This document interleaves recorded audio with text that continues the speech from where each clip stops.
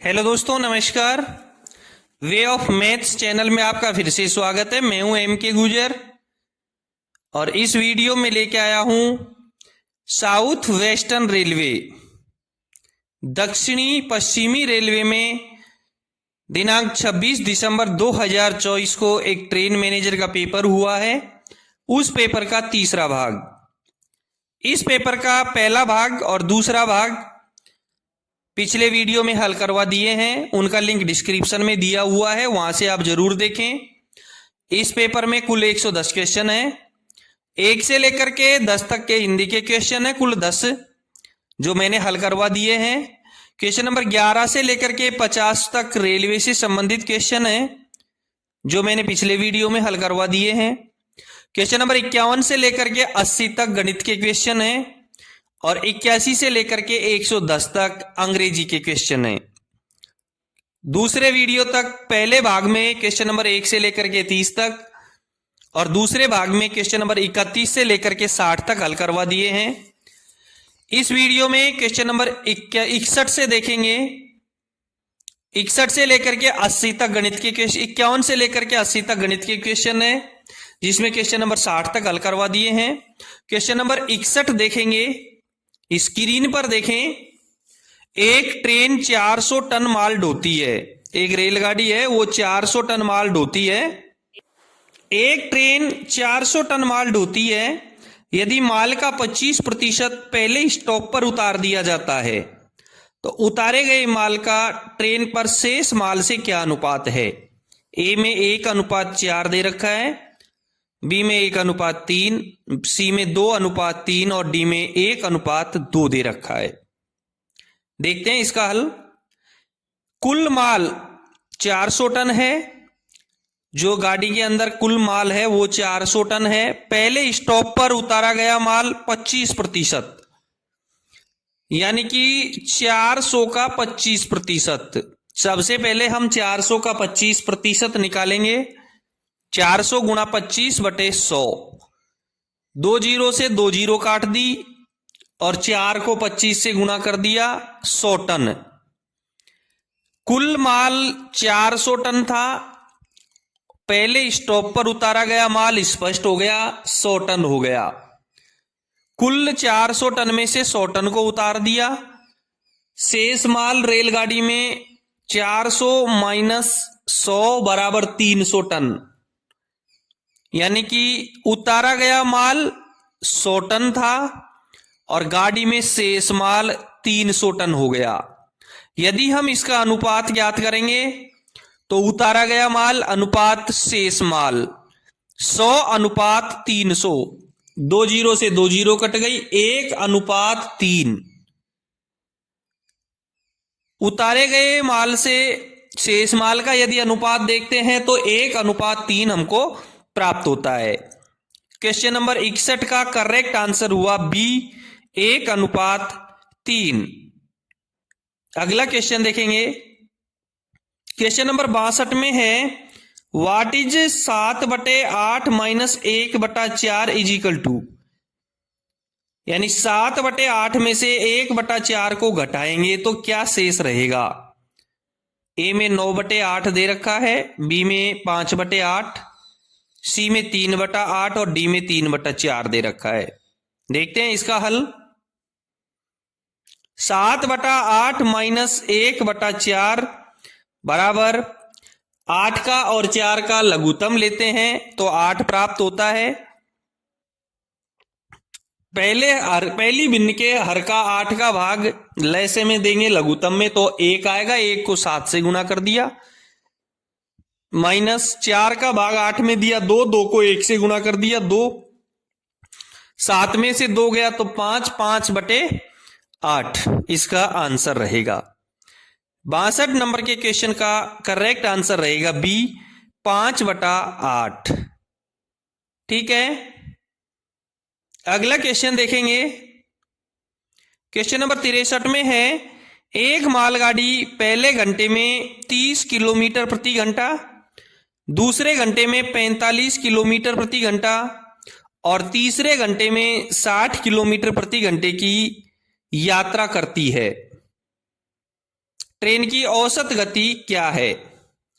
पहले घंटे में 30 किलोमीटर की गति से, दूसरे घंटे में 45 किलोमीटर प्रति घंटे की गति से और तीसरे किलोमीटर में 60 किलोमीटर प्रति घंटे की गति से यात्रा करती है। औसत गति क्या है? ए में 40 किलोमीटर प्रति घंटा, बी में 50 किलोमीटर प्रति घंटा, सी में 45 किलोमीटर प्रति घंटा और डी में 60 किलोमीटर प्रति घंटा। देखते हैं इसका हल। प्रथम घंटे में तय की गई दूरी, क्योंकि पहले घंटे में उसकी रफ्तार 30 थी तो 30 किलोमीटर दूरी तय कर दी। दूसरे घंटे में तय की गई दूरी 45 किलोमीटर, तीसरे घंटे में तय की गई दूरी 60 किलोमीटर और कुल दूरी यदि हम देखते हैं तो 30 प्लस 45 प्लस 60 बराबर 135 किलोमीटर। पहले घंटे में 30 किलोमीटर, दूसरे घंटे में 45 किलोमीटर और तीसरे घंटे में 60 किलोमीटर। कुल दूरी 30 plus 40 plus 60 is equal to 135 kilometre. अब हम देखते हैं कि कुल समय 3 घंटे हुआ। 3 घंटे तक उसने दूरी तय की, कुल समय हमको मिल गया 3 घंटे। औसत गति का सूत्र होता है कुल दूरी भाग कुल समय। कुल दूरी में कुल समय का भाग दे देंगे। 135 भाग 3 बराबर 45 किलोमीटर प्रति घंटा। गाड़ी की औसत गति हमको मिल गई 45 किलोमीटर प्रति घंटा, यानी कि 63 नंबर के क्वेश्चन का करेक्ट आंसर होगा सी, 45 किलोमीटर प्रति घंटा। अगला क्वेश्चन देखेंगे। क्वेश्चन नंबर 64 में है, किसी उत्पाद के लागत मूल्य और विक्रय मूल्य का अनुपात 4:5 है। लागत मूल्य का अनुपात 4 और विक्रय मूल्य का अनुपात 5, यानी लागत मूल्य अनुपात विक्रय मूल्य 4:5 है। यदि विक्रय मूल्य 5,000 रुपए है तो लाभ कितना है? विक्रय मूल्य 5,000 रुपए है तो लाभ कितना है? देखो कॉमन सेंस की बात है। ए में 4,000 दे रखा है, बी में 1,000, सी में 12,000 और डी में 5,000। विक्रय मूल्य का अनुपात 5 है और क्रय मूल्य का लागत मूल्य का अनुपात 4 है। विक्रय मूल्य 5,000 दे रखा है। यदि विक्रय मूल्य का अनुपात 5 है और विक्रय मूल्य 5,000 है तो लागत मूल्य का अनुपात 4 है तो लागत मूल्य भी 4,000 होगा और लागत मूल्य 4,000 होगा और विक्रय मूल्य 5,000 होगा तो लाभ 1,000 रुपए होगा। सीधा सा तरीका है। विक्रय मूल्य का अनुपात 5 है तो विक्रय मूल्य 5,000 है और क्रय मूल्य का अनुपात 4 है तो क्रय मूल्य क्या होगा? 4,000 रुपया होगा। जब क्रय मूल्य 4,000 हो जाएगा यानी लागत मूल्य 4,000 हो जाएगा और विक्रय मूल्य 5,000 होगा तो लाभ कितना होगा? 1,000 रुपए। 64 नंबर के क्वेश्चन का करेक्ट आंसर होगा बी, 1,000। अगला क्वेश्चन देखेंगे। क्वेश्चन नंबर 65 में है, 5:3 के अनुपात में वस्तुओं की कुल संख्या 80 है। 2 प्रकार की वस्तुएं हैं जिनका अनुपात 5:3 है और कुल जो वस्तुएं हैं वो 80 हैं। अनुपात के प्रत्येक भाग में कितनी वस्तुएं हैं? ए में 55 और 25, बी में 45 और 35 दे रखा है, सी में 50 और 30 दे रखा है, डी में 40 और 40 दे रखा है। इसका हल देखेंगे। सबसे पहले हमने लिखा है वस्तु फर्स्ट और वस्तु सेकंड। पहली वस्तु और दूसरी वस्तु के बीच में क्या अनुपात है? 5:3। हम मान लेते हैं कि पहली वस्तु 5x है और दूसरी वस्तु 3x है। कुल वस्तु कितनी हो गई? 8x। यानी हमारे अनुपात के हिसाब से हमने 5x और 3x मान लिया है, उनके हिसाब से हमारे पास में जो कुल वस्तुएं हैं वो है 5x, 8x। और प्रश्न के हिसाब से कितनी है? प्रश्न के हिसाब से है 80, यानी कि 8x 80 के बराबर है। 8x किसके बराबर है? 80 के बराबर है, तो x किसके बराबर होगा? 8x इज इक्वल टू 80, तो x is equal to 80/8 is equal to 10। x का मान कितना प्राप्त हो गया हमको? 10 प्राप्त हो गया। x का मान 10 प्राप्त हो गया, तो पहली वस्तु हमने मानी थी 5x, यानी 5 में और x में गुणा का संबंध है और x का मान 10 है, तो वस्तु फर्स्ट हो गई 5 गुणा 10 इज इक्वल टू 50, और वस्तु सेकंड हो गई 3x, यानी 3 इंटू 10 इज इक्वल टू 30। वस्तु फर्स्ट 50 और वस्तु सेकंड 30। 65 नंबर के क्वेश्चन का करेक्ट आंसर रहेगा सी, 50 और 30। 50 और 30। ठीक है, अगला क्वेश्चन देखेंगे। क्वेश्चन नंबर 66 में है, यदि 2 ट्रेनों द्वारा ले जाए गए सामान की संख्या का अनुपात 5:7 है। 2 ट्रेनों द्वारा ले जाए गए सामान की संख्या का अनुपात 5:7 है और ट्रेन ए 200 टन ले जाती है, तो ट्रेन बी कितना टन ले जाएगी? यानी कि 200 टन ले जाने वाली जो ट्रेन है ए, उसका अनुपात 5 है, तो 7 अनुपात वाली ट्रेन कितना टन माल ले जाएगी? ए में 220 दे रखा है, बी में 280 दे रखा है, सी में 480 दे रखा है और डी में 350 दे रखा है। डी में 350 दे रखा है। यदि इस तरीके का कोई क्वेश्चन आता है, इस तरीके का यदि कोई क्वेश्चन आता है, तो सीधा सा उसका तरीका है, भाई पहली ट्रेन जो 5 अनुपात जो 200 टन ले जाती है उसका अनुपात 5 है, उसका भाग दे दो, उसमें कितना प्राप्त हो जाएगा? 200 भाग 5 बराबर 40। पहली जो गाड़ी है ए, वो 200 टन ले जाती है जिसका अनुपात 5 है। 200 में 5 का भाग दे दो, 40, और किसका निकालना है? जो 7 वाले अनुपात का, 7 को उससे गुना कर दो, यानी कि 200 भाग 5 इज इक्वल टू 40 और 40 इंटू 7 बराबर 280 टन। 66 नंबर के क्वेश्चन का करेक्ट आंसर हुआ बी, 280 टन।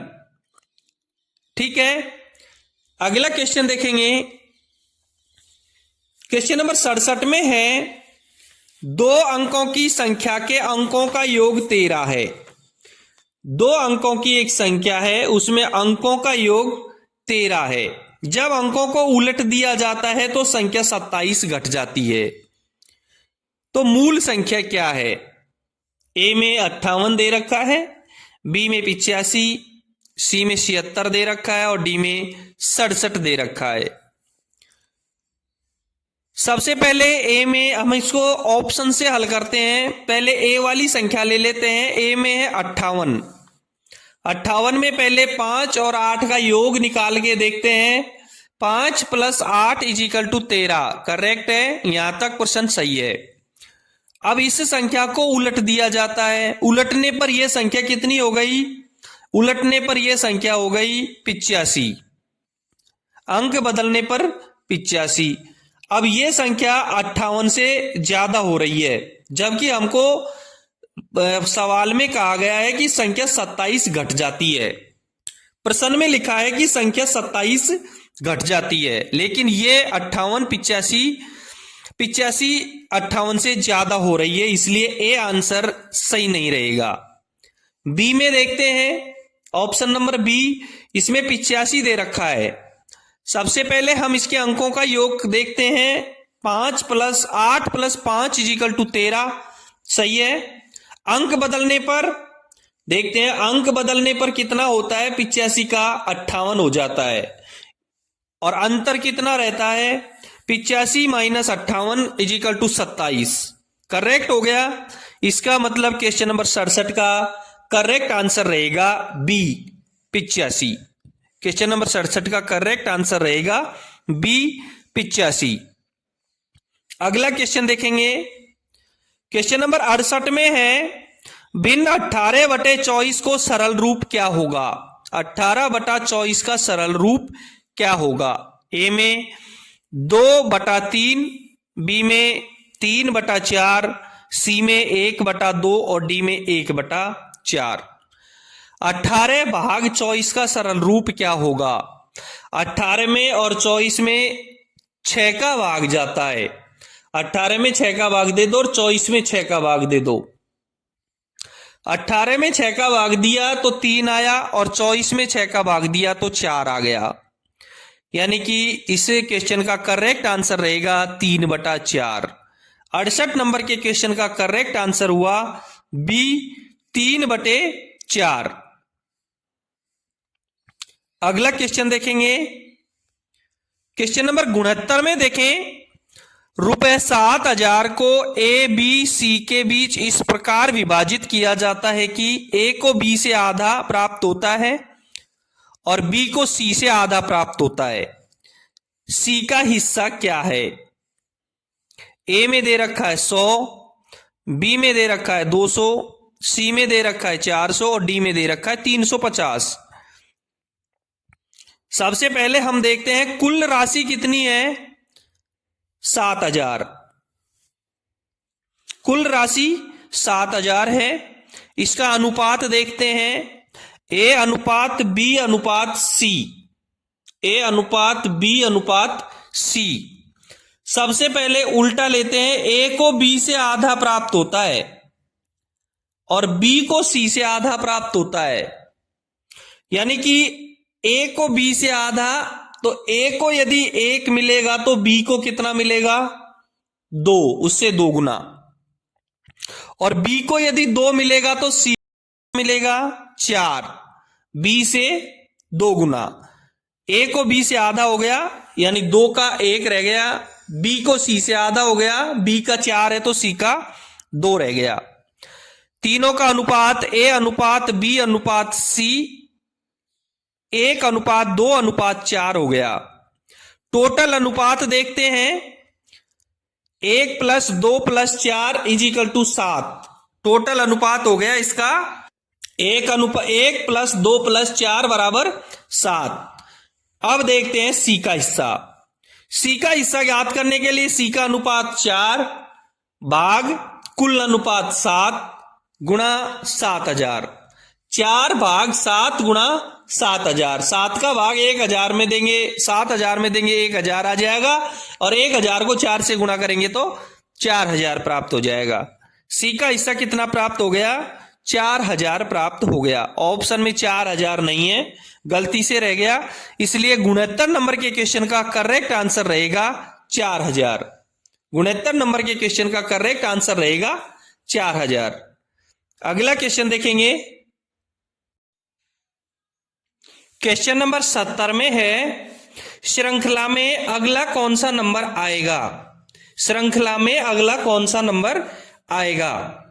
नीचे है 5, 11, 17 और 5, 11, 17 और 23। 5, 11, 17 और 23। ए में दे रखा है 27, बी में दे रखा है 28, सी में दे रखा है 29 और डी में दे रखा है 31। बहुत सरल क्वेश्चन है। 5, 11, 17 और 23 में अगला पांचवा पद कौन सा आएगा? 5 में और 11 में कितना अंतर है? 6 का।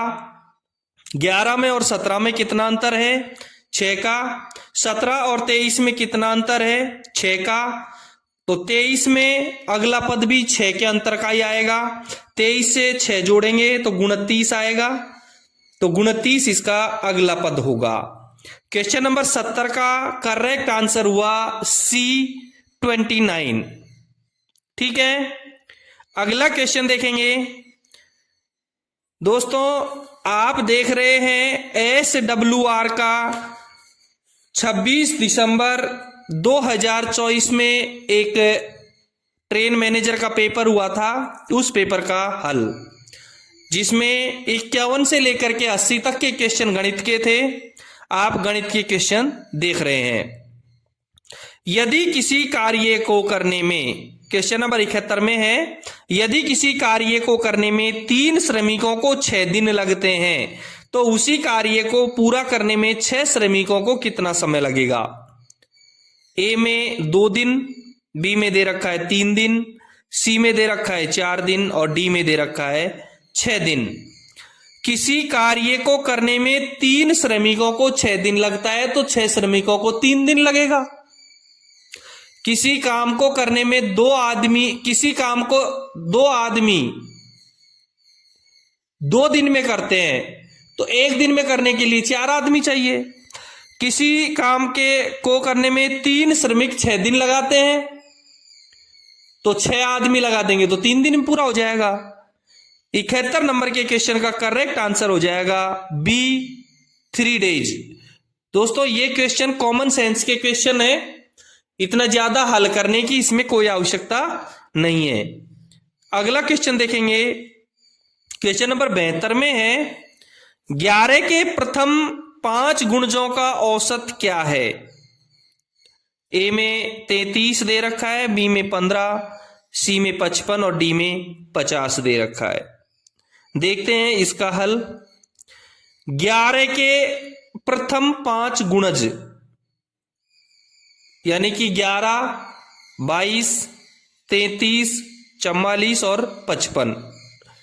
पहले 5 गुणज यानी कि जिसके गुणज है उसका पहाड़ा लिख लो एक तरीके से।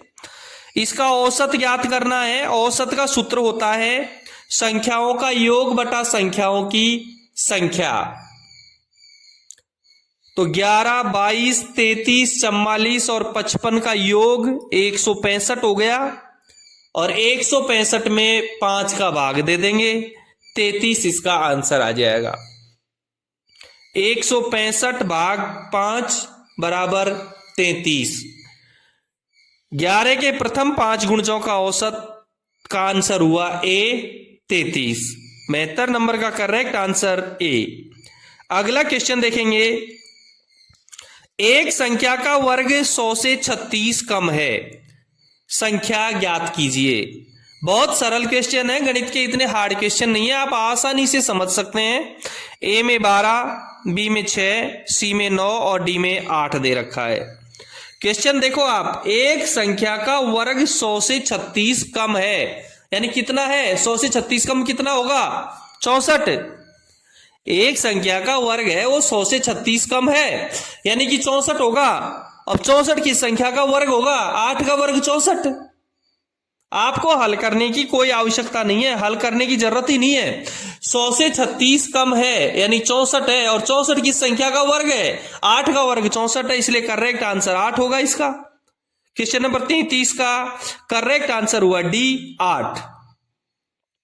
अगला क्वेश्चन देखेंगे, एक कार्यकर्ता किसी कार्य का 75% भाग 6 घंटे में पूरा करता है। आपको हल करने की कागज किताब कलम लेने की बेजरूरत है ही नहीं। एक कार्यकर्ता किसी काम को 75% भाग को 6 घंटे में पूरा करता है। संपूर्ण कार्य पूरा करने में कितना समय लगेगा? देखो, ए में 2 घंटे दे रखा है, बी में 4 घंटे दे रखा है, सी में 6 घंटे और डी में 8 घंटे दे रखा है। सीधा सा तरीका मैं आपको बताता हूं कि 75% काम को करने में 6 घंटे लगाता है। 75% काम को करने में 6 घंटे लगाता है। अब 75% को 6 घंटे में लगाएगा तो 25% काम को करने में कितना लगाएगा? 25 75 का तीसरा हिस्सा होता है। 25 25 25 3 को जोड़ करके 75 बनता है, तो 6 2 2 2 को जोड़ करके 6 बनता है, यानी कि 75% काम का 6 घंटा, 50% काम का 4 घंटा और 25% काम का 2 घंटा। तो 75% काम का 6 घंटा और 25% काम का 2 घंटा, तो 100% काम का दोनों को जोड़ लो, 75% 100, 6 और 2 8 घंटा। यानी 74 नंबर के क्वेश्चन का करेक्ट आंसर हुआ डी 8 घंटे। अगला क्वेश्चन देखेंगे, क्वेश्चन नंबर 75 में है, निम्नलिखित में से कौन सा प्रथम 5 प्राकृत संख्याओं को गुणा करने का परिणाम है? ए में 100, बी में 110, सी में 120 और डी में 150 दे रखा है।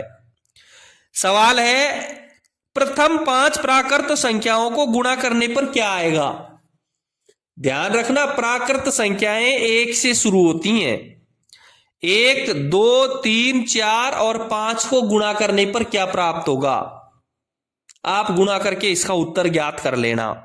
120 आएगा। 1 गुणा 2 गुणा 3 गुणा 4 गुणा 5। 1 को 2 से गुणा करेंगे, 2 एकम 2।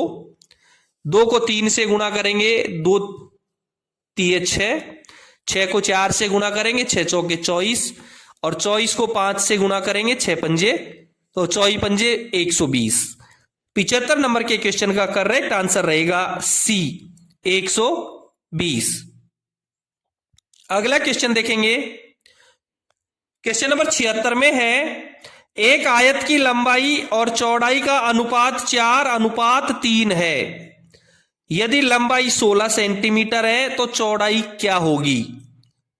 ए में 7 सेमी, बी में 8 सेमी, सी में 12 सेमी और डी में 10 सेमी दे रखा है। लंबाई और चौड़ाई का अनुपात 4:3 है। थोड़ा सा कॉमन सेंस लगाना है, अपने दिमाग का यूज करना है, एक जगह स्थिर होकर के स्क्रीन पर देखना। लंबाई का कितना अनुपात दे रखा है, 4। चौड़ाई का 3। लंबाई कितनी दे रखी है, 16। लंबाई का अनुपात 4 दे रखा है और लंबाई दे रखी है 16। लंबाई का अनुपात 4 दे रखा है और लंबाई दे रखी है 16। कितने गुना, 4 गुना। 4 अनुपात है, लंबाई 16 है। 4 को 4 से गुना करिए, 16 आया। तो 3 को भी 4 से गुना कर दो, 12 आ जाएगा।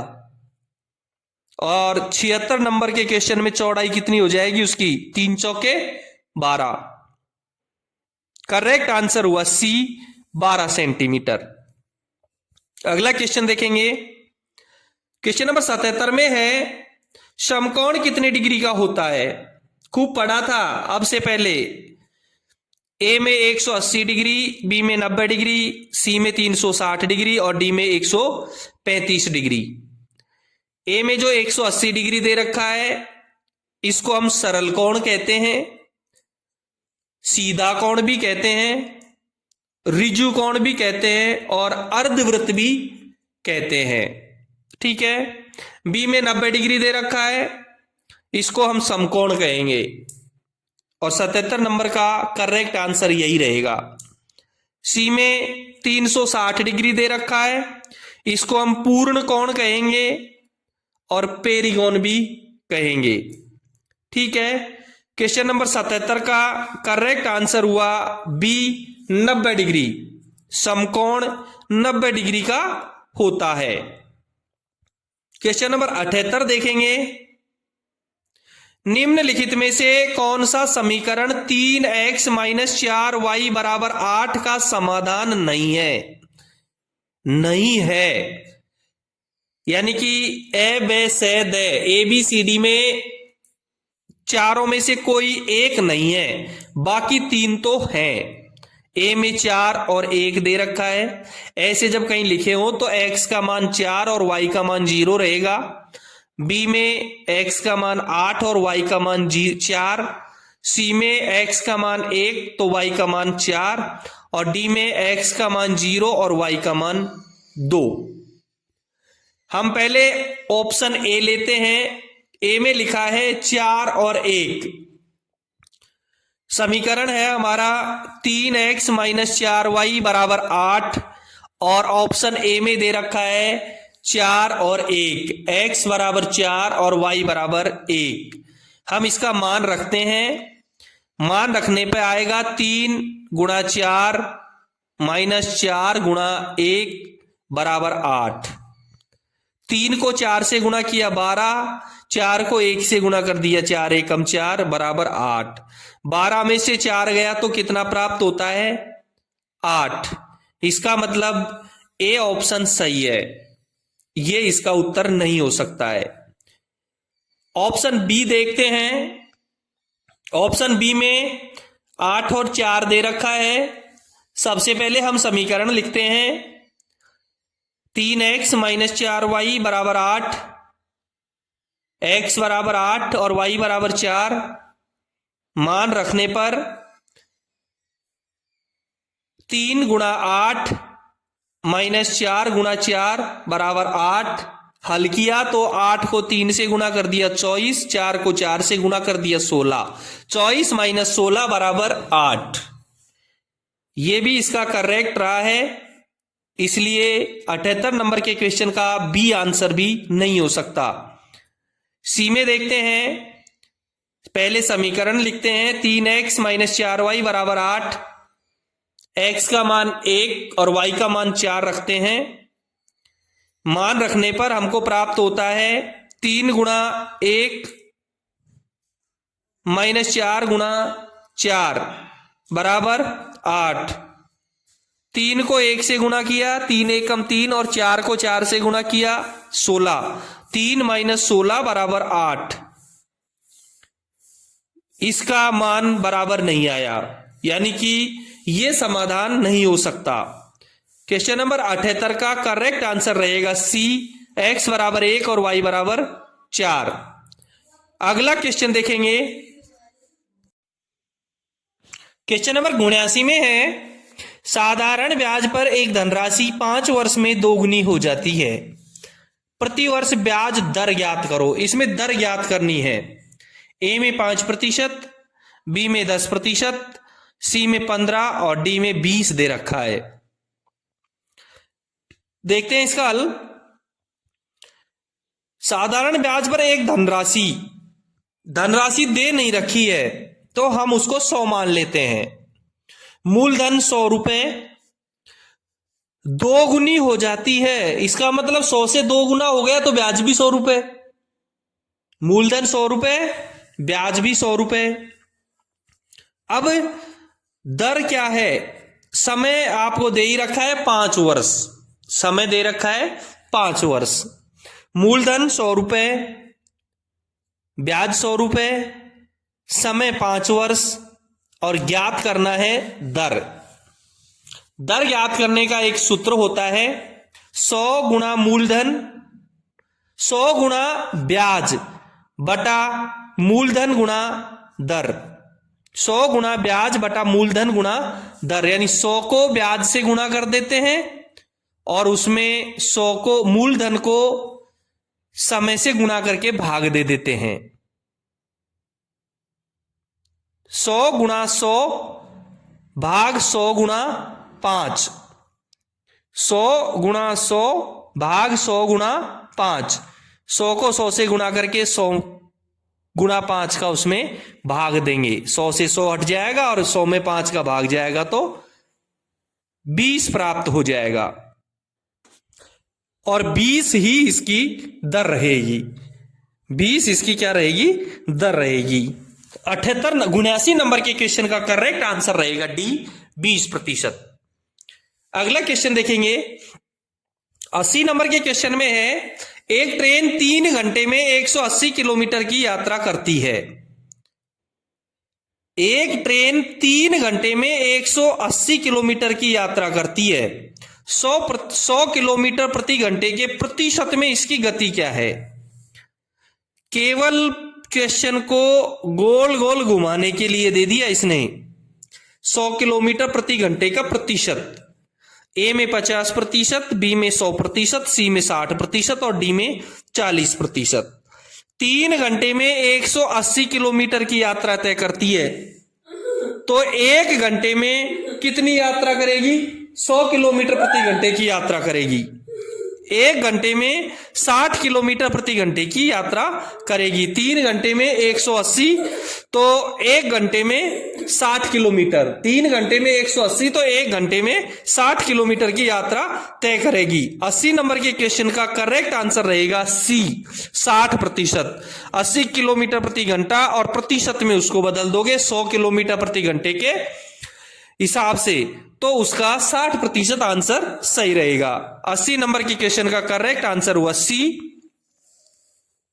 अगला क्वेश्चन देखेंगे दोस्तों। 51 से लेकर के 80 तक के क्वेश्चन गणित के थे। 81 से लेकर के 110 के क्वेश्चन अंग्रेजी के हैं। अब देखते हैं अंग्रेजी के क्वेश्चन। क्वेश्चन नंबर 81 में है फिल इन द ब्लैंक, खाली जगह भरिए। ईच ऑफ दीज पेंटिंग्स, खाली जगह, made by a famous painter. A में आर दे रखा है, बी में इज दे रखा है, सी में बी दे रखा है और डी में शुड दे रखा है। Each of these painting, these यानी ये प्रेजेंट में ये रखी है सामने। ईच ऑफ दीज पेंटिंग्स, ये इनमें से प्रत्येक painting, made by a famous printer, एक प्रसिद्ध चित्रकार द्वारा बनाई गई है। इज है, इसलिए प्रेजेंट टेंस में है। 81 का करेक्ट आंसर रहेगा B, is. Each of these paintings is made by a famous painter, इनमें से प्रत्येक पेंटिंग एक प्रसिद्ध चित्रकार द्वारा बनाई गई है। 81 नंबर के क्वेश्चन का करेक्ट आंसर हुआ बी। नेक्स्ट क्वेश्चन देखेंगे। क्वेश्चन नंबर 82 में है फिल इन द ब्लैंक, खाली जगह भरिए। The criminal on the run managed to, खाली जगह, capture by the police officer. A में इनवाइड, बी में इवेड, सी में स्लिप और डी में run away. The criminal on the run managed to capture by the police, भाग रहा अपराधी पुलिस अधिकारी की पकड़ से बचकर भागने में सफल रहा। Evade, evade, to evade capture. The criminal on the run managed to evade capture by the police officer, भाग रहा अपराधी पुलिस अधिकारी की पकड़ से बचकर भागने में सफल रहा। 82 नंबर के क्वेश्चन का करेक्ट आंसर रहेगा बी। अगला क्वेश्चन देखेंगे। 83 नंबर के क्वेश्चन में है फिल इन द ब्लैंक, खाली जगह भरिए। I am on the ambitious project of learning one new language every year. A में सेलिंग, बी में एम्बार्किंग, सी में एडवर्टिसिंग और डी में कॉन्करिंग। एम्बार्किंग इसका आंसर रहेगा। I am embarking on the ambitious project of learning one new language every year. मैं हर साल एक नई भाषा सीखने की महत्वाकांक्षी परियोजना पर काम कर रहा हूं। आई एम एम्बार्किंग यानी शोध कर रहा हूं या काम कर रहा हूं। एम्बार्किंग, एम्बार्क यानी कि एक तरीके से नई उत्पत्ति कर रहा हूं। मैं हर साल एक नई भाषा सीखने की महत्वाकांक्षी परियोजना पर काम कर रहा हूं। 83 नंबर के क्वेश्चन का करेक्ट आंसर रहेगा बी। अगला क्वेश्चन देखेंगे। 84 नंबर के क्वेश्चन में है fill in the blank, fill in the blank, खाली जगह भरिए। Newspapers have reported heavy flooding in the coastal areas. The damage, खाली जगह, टू बी एक्सटेंसिव, यानी कि अखबारों ने तटीय इलाकों में भारी बाढ़ की खबर दी है। कोस्टल एरियाज, हैवी फ्लूडिंग, भारी बाढ़ की। The news paper have reported, अखबारों ने खबर दी है। हैवी फ्लूडिंग, भारी बाढ़ की। इन द कोस्टल एरियाज, तटीय इलाकों में। अखबारों ने तटीय इलाकों में भारी बाढ़ की खबर दी है। The damage to be extensive is accepted, स्वीकार करनी है, शंका है। द डैमेज, क्षति की, is accepted, to be extensive, यानी कि भारी क्षति व्यापक होने की आशंका है। 84 नंबर के क्वेश्चन का करेक्ट आंसर रहेगा डी, इज एक्सेप्टेड। 84 नंबर के क्वेश्चन का करेक्ट आंसर रहेगा डी। अगला क्वेश्चन देखेंगे। क्वेश्चन नंबर 85 में है फिल इन द ब्लैंक, खाली जगह भरिए। The local bank was robbed by A group of man. स्थानीय बैंक एक ग्रुप ऑफ मैन समूह के द्वारा लूट लिया गया।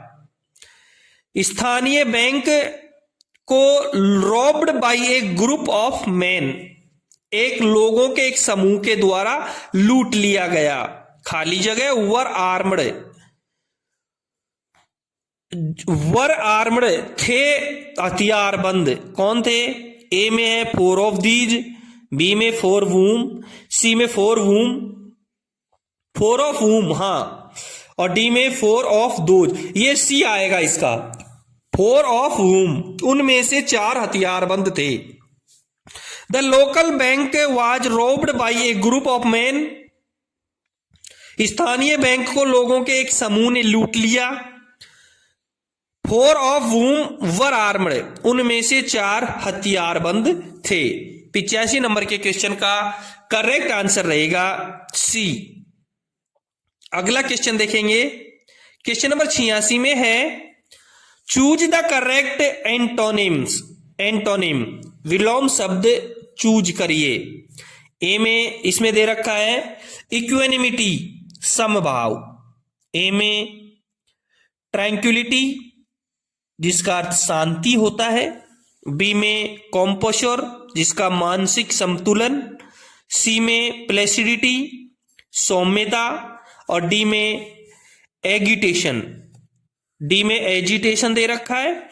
इक्विनिमिटी का मतलब होता है समभाव और एजिटेशन का मतलब होता है घबराहट। इसलिए 86 नंबर के क्वेश्चन का करेक्ट एंटोनिम रहेगा डी, एजिटेशन।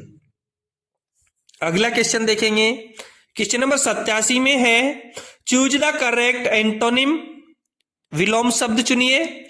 डिसेबल का मतलब होता है असमर्थ, या कहेंगे असक्षम, या अक्षम करना, असमर्थ या असक्षम। इसका विलोम शब्द क्या होगा? ए में दे रखा है अनेबल, यानी कि सक्षम। बी में एक्सटेंडेबल, यानी बढ़ाई हुई।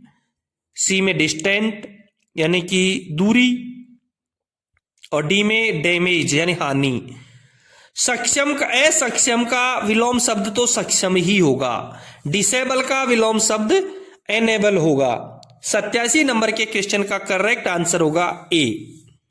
अगला क्वेश्चन देखेंगे, क्वेश्चन नंबर 88 में है चूज द करेक्ट एंटोनिम, वही विलोम शब्द चूज करना है।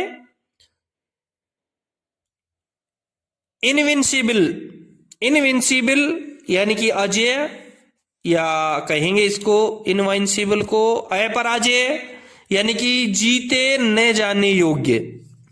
ए में दे रखा है इम्पेरिजनेबल, यानी अभेद्य, जिसका भेद पता नहीं हो। बी में अनबीटेबल, यानी अपराजेय, जो जीता न जा सके। सी में इनसरमेटेबल, यानी कि दुर्गम, जहां जाया न जा सके। और डी में वुलनरेबल, यानी असुरक्षित। बिल्कुल करेक्ट यही रहेगा, डी इसका रहेगा। इनवाइंसिबल का एंटोनिम रहेगा वुलनरेबल, असुरक्षित। ये तो न जीते जाने अजेय, जिसको जीत ही नहीं सकता है, अपराजेय। और एक असुरक्षित, जिसको कोई भी जीत सकता है। 88 नंबर का क्वेश्चन का करेक्ट आंसर रहेगा डी। अगला क्वेश्चन देखेंगे, क्वेश्चन नंबर 89 में है चूज द करेक्ट एंटोनिम, यानी कि विलोम शब्द चूज करिए। क्रूक्ड यानी टेढ़ा। ए में वेव, लहरदार। बी में स्टेंट, सीधा, स्ट्रेट, सीधा। सी में लॉन्ग, लंबा। और डी में शॉर्ट, छोटा। टेढ़ा का विलोम शब्द सीधा होगा। क्रॉक्ड का विलोम शब्द स्ट्रेट होगा। 89 नंबर के क्वेश्चन का करेक्ट एंटोनिम रहेगा बी, स्ट्रेट। अगला क्वेश्चन देखेंगे, लास्ट एंटोनिम है क्वेश्चन नंबर 90 में है choose the correct antonym, bravery यानी वीरता, वीर। ए में स्ट्रेंथ यानी ताकत। बी में टुर्बुलेंस यानी अशांति, सी में कोवर्डिस यानी कायरता, वीरता का कायरता, और डी में विजडम यानी बुद्धि। 90 में ब्रेवरी दे रखा है वीरता, तो सी में दे रखा है कोवार्डिस यानी कायरता, और वीरता का विलोम शब्द कायरता ही होगा। यानी क्वेश्चन नंबर 90 का करेक्ट एंटोनिम रहेगा सी। ठीक है दोस्तों, ये था साउथ वेस्टर्न रेलवे का 26 दिसंबर 2024 के एक ट्रेन मैनेजर के पेपर का तीसरा भाग, जिसमें क्वेश्चन नंबर 61 से लेकर के 90 तक मैंने हल करवा दिए हैं। फिर मिलते हैं अगले वीडियो में क्वेश्चन नंबर 91 लेकर के।